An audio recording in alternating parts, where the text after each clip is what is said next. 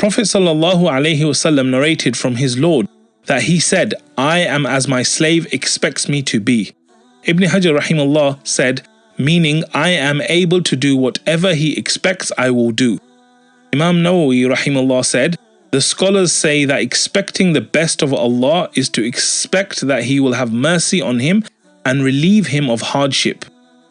Imam Nawawi also said, Al-Qadhi Liad said that this means He will forgive him if he seeks such, will accept his repentance if he repents, will answer him if he supplicates, and will suffice him if he asks for something. It is also said that it refers to having hope and longing for relief, and this is more correct.